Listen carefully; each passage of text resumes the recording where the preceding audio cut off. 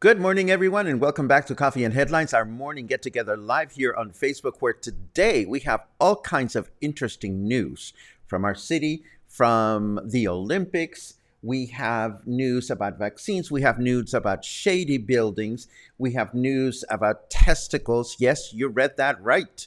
We have all kinds of news today, and I am very happy. It seems like all the reporters that were enjoying their celebration yesterday, their day off, decided to very quickly get on with their work, and all of a sudden we have all kinds of interesting things to share. So I'm excited to be here on this February 8th. It's a Tuesday, and it's always a pleasure to connect with you, as you know. And if you happen to be new for this broadcast, new to this broadcast, or if you've been watching quietly and you'd like to say hello, just write the word new in your comment, and we will be so very happy to give you a nice little welcome. If you have something truly important to share, or something that you're looking for a comment or a reaction from yours truly, kindly add a Q at the beginning of your comment, and we will be looking for those on the second half of the broadcast. So let's see, since we have a lot of things to talk about today, we are just going to dive into the news and take it from there. Bam! We are zooming through the news today. For starters, 1,160,000 more AstraZeneca vaccines have arrived in Mexico for a total of 89,279,500 vaccines from this particular pharmaceutical.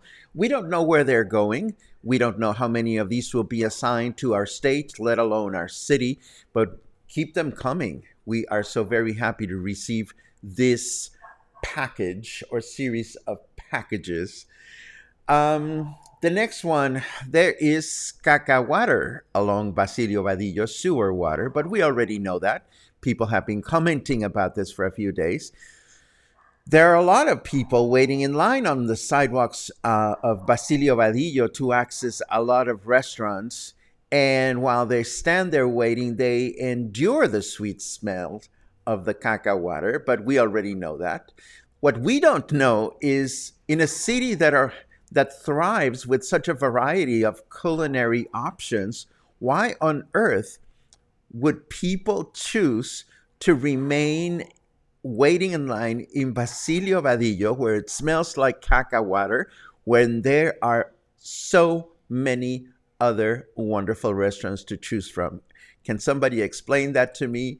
I would be so very happy to understand it. And now we begin, of course, our extended coverage of our latest hero, Donovan Carrillo, who competed last night in the Olympics. But we're going to take this in order. We're going to have a lot of coverage on Donovan Carrillo because there's a lot of context out there that I think will help all of us appreciate just how meaningful what happened last night is. For starters, he is the first Mexican ice skating athlete to participate in the Olympics in 30 years. Mexico, for that matter, does not even have an Olympic ice skating team, much less a specialized facility for ice skaters to train. So we sent him out to the Olympics, or he was sent. We did have nothing to do with it. But he went on to the Olympics along with this custom designed outfit that featured 17,000 crystals for him to make his Olympic debut at 22 years of age. What happened last night? Well, the Mexican athlete participated in the short program competition, reaching a score of 79.69, placing him in third place and automatically moving him on to the finals, which will take place this coming Wednesday. We don't know what time, but we stopped for one of these. Yes. We posted a link to his routine last night here on the Coffee and Headlines Facebook page. So if you want to pursue it, you can just look at the page and you'll see it there.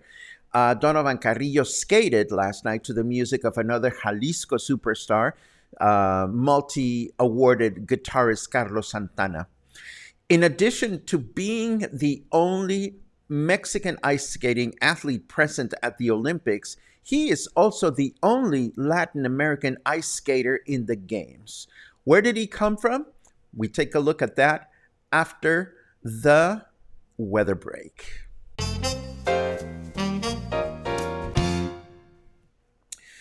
Did you know if you slingshot a spaceship around the sun, you can travel back in time to 1986 and hang out with humpback whales?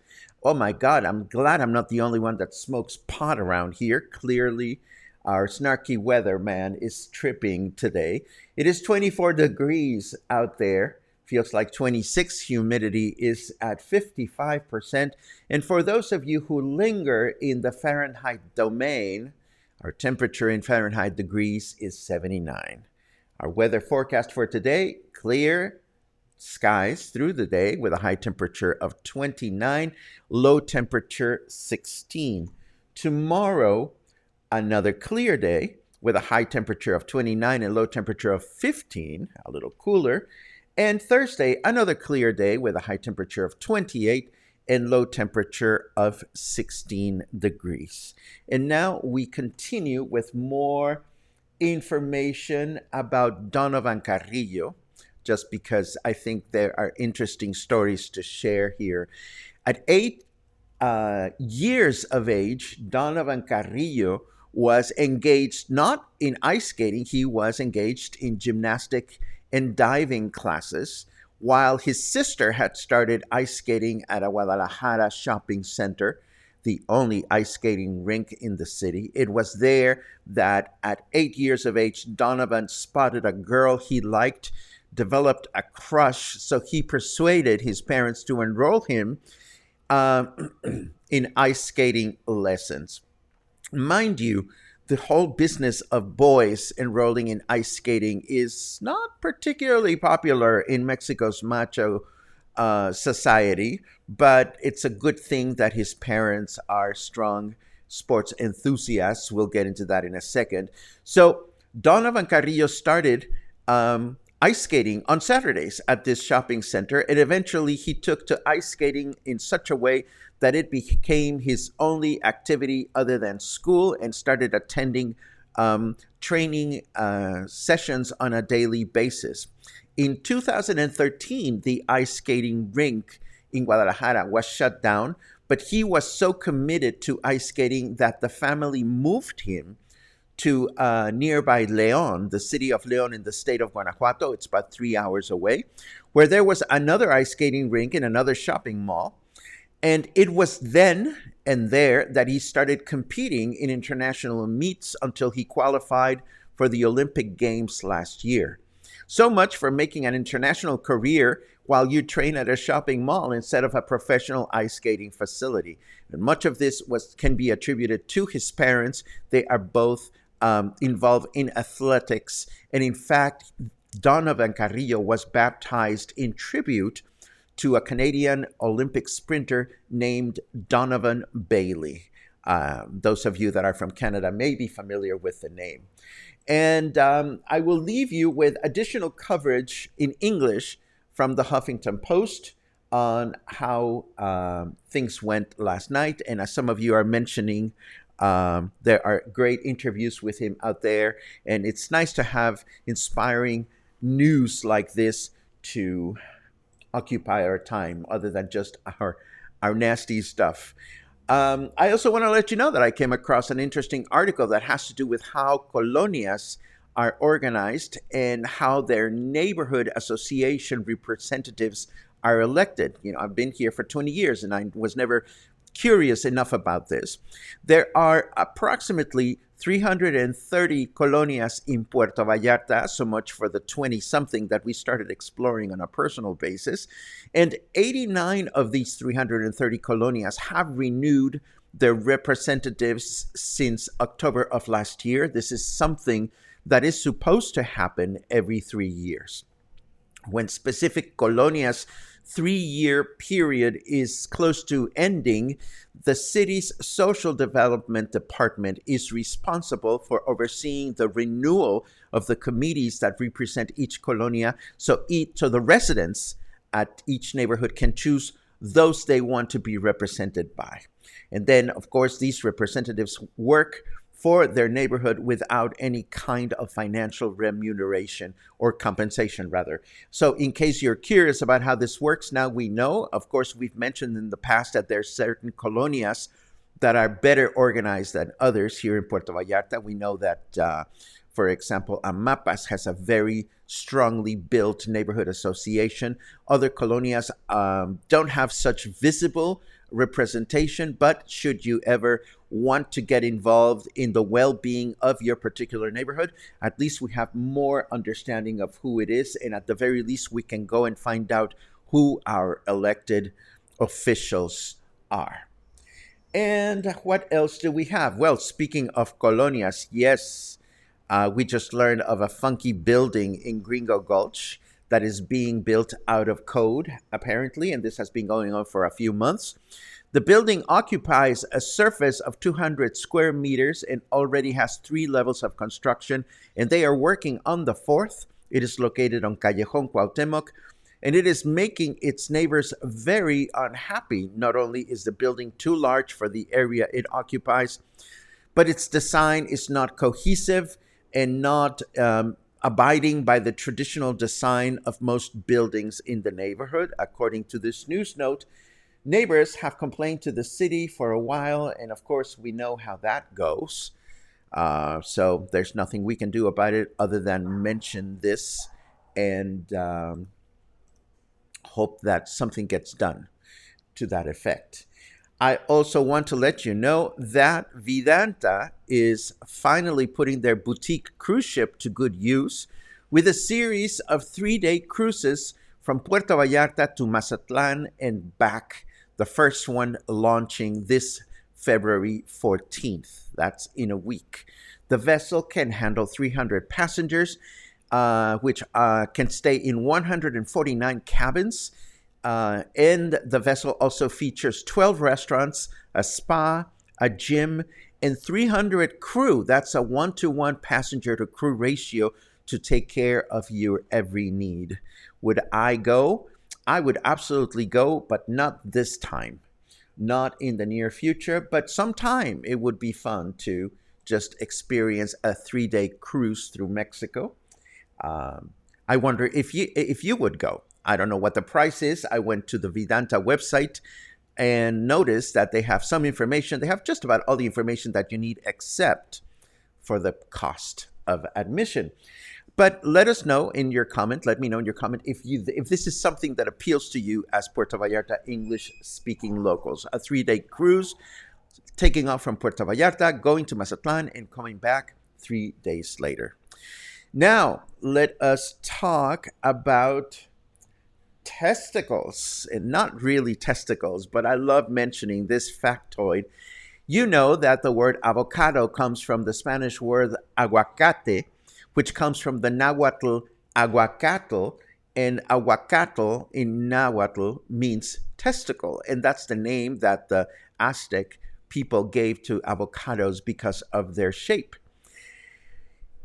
Now, we learned that there are 135,000 tons of avocado that is being exported to the United States for the Super Bowl this coming weekend for approximately 100 million spectators to be able to prepare their guac as they watch the very popular broadcast.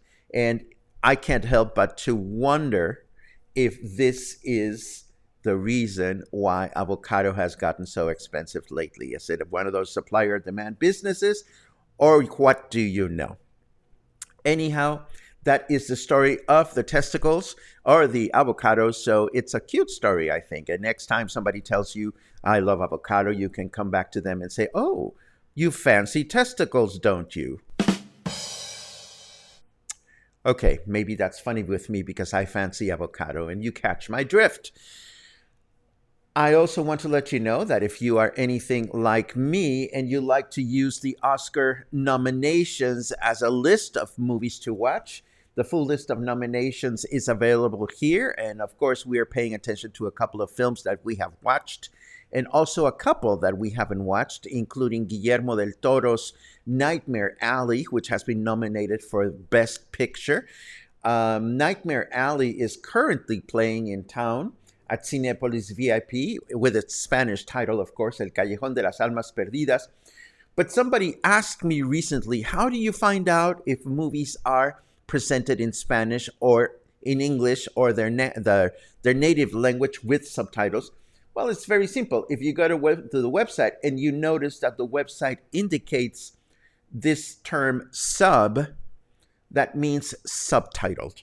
So in this case, of course, we know that Nightmare Alley, Moonfall, and Scream have all been released in English, and here they are presented with Spanish subtitles. So you can go to the films without fear of not being able to understand what's being said, provided that the native language of the movie is English, and English is your native language, of course.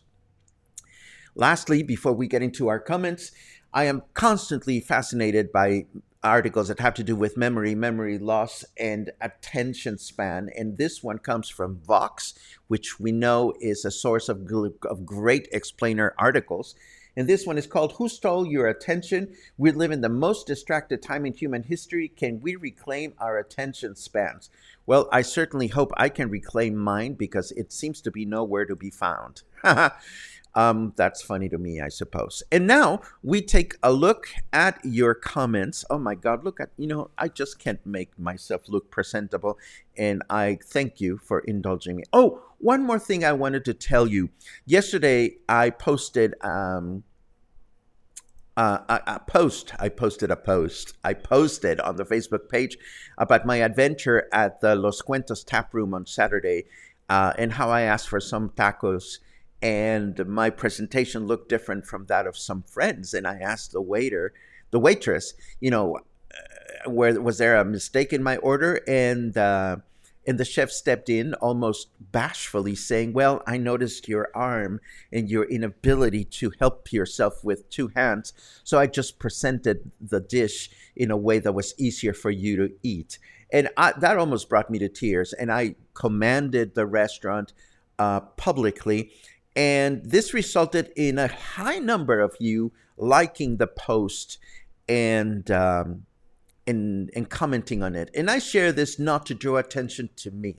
I share this to draw attention to those of you, to draw attention for those of you that own businesses and sometimes wonder what is the best way to promote my business. You probably ask yourselves, well, this goes to show that a compelling story is always a great way to promote a business. So consider this, to do special offers like 2-for-1s or happy hours is always good, of course. But if your business has a good story that you want to share with the world out there, consider doing that. And that is just a little bit of knowledge that I wanted to share here in at Coffee and Headlines. We thrive on good stories. We don't thrive so much on promotions, and that's what we focus on. Lots of good mornings today. As always, it is great to see you enjoying your morning, and it's great to see you enjoying your morning here with us. It is always very much appreciated. Oh my goodness, watching from 38,000 feet on Alaska Air coming back today. That sounds ambitious.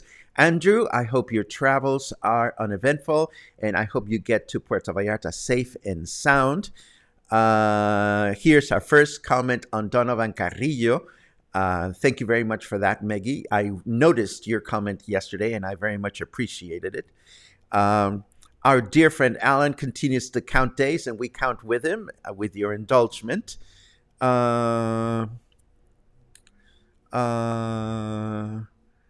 Interesting. I don't know about how much the sport pays, but thank you very much for that nugget of information, Maggie. Much appreciated. Let's see. Oh, Mark. Snarky. Did his girlfriend coin the phrase when they get in fights? You are skating on thin ice, mister. We don't know that. Oh, but we do know from the articles I referenced is that the girlfriend, stopped being his girlfriend, eventually became involved in fashion. Maybe they still get in touch. Maybe they don't. Michael comments on the cruise, 3 days to be pampered. Why not? I totally agree with that. I would love to do the cruise. If it wasn't COVID, I would do it in a heartbeat. I would want to blog about it with my camera and do a lot of videos. Lori chimes in. I am interested, but not this year due to COVID. I totally hear you, my friend. Betsy is on the same boat as I am. No pun intended. I would love that. Enjoy Mazatlan and have never been on a cruise, I imagine. I've never been on a cruise either. I've gotten my kicks out of being on ferries, but that's about as ambitious as I've been. I've always wanted to go on a cruise. Oh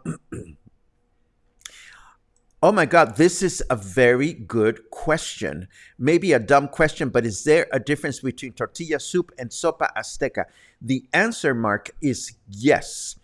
But I'll be honest with you, I'm not prepared to tell you specifics of either one. I do know that I've seen sopa azteca served in many places with little containers of chingaderas that you can add at the table to your soup, so that you can create your own combination. That is not the case with tortilla soup, which comes pre-assembled and pre-ready to go. But I am sure that is not the only difference between the two. But thank you, Mark, for bringing that question. It is not a dumb question at all. In fact, I think it's a fabulous question, and I will add this to my list of topics to research for future broadcasts. Thank you very much. The personal touch always wins. Absolutely. Absolutely. Thank you very much for that, Joanne. It's great that you asked why the different presentation. Otherwise, you would not have known the care and attention from this chef. Well, you know what it is, Christine? It was, and I can get specific. We had asked for a bone marrow taquitos, and my friends received, which bone marrow, by the way, may sound like a disgusting thing to some, but bone marrow is delicious. It's probably very bad for you because of its fatty content, but it is absolutely yummy. And my friend's taquito was presented with the bone marrow still in the bone. The bone was sliced in half lengthwise, whereas mine came without the bone. And that's what drew my attention to the fact that, I knew that I wanted to get the bone marrow taquito because I had it before, and mine was different, and I was getting ready to harump and go, hey, what's up with my bone marrow? And I was totally endeared by what they did, and I was very quick to quote the restaurant or to tag the restaurant on my comment, because sometimes, we are very quick at complaining about this, that, and the other. So I think that when there's a good story to be shared, it is important to share it as well. Charles thought we were going to talk about balls. Charles, we can talk about balls anytime you want, but then I get tagged for too much information. What can I tell you? But we can talk about balls whenever you want. I love my balls. Oh, that didn't come out right, did it? Okay, enough of that. No, I didn't mean my balls, but I love talking about balls. Matzo balls, of course. I don't know what you were thinking. It's always nice when someone takes time out to help others. Absolutely. No bones about it. That's a great pun, Raymond. That was great service. It was. It was. And I so thoroughly recommend Los Muertos Tap Room. It is tiny. They have 4 tables, maybe 5.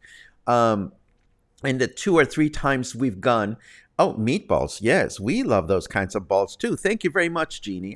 That's exactly what I was talking about. Los Muertos Tap Room, it is tiny, it is air conditioned. So my personal choice twice in a row has been to get there right as they open around 2 or 2:30 in the afternoon. So we've been the only questions and the only customers rather. And it's great to get personalized service, and it's great to get their tapas style food dishes, which are all from Oaxaca. The chef is from Oaxaca, so it is absolutely delicious. Los Cuentos Tap Room is just awesome. Alan asks if I'm wearing a different sling. No, this is the same one I always wear. I just zoom my camera a little bit.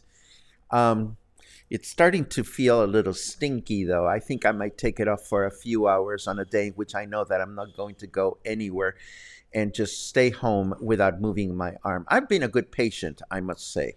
I've been very well behaved. And again, it hurts less and less each day.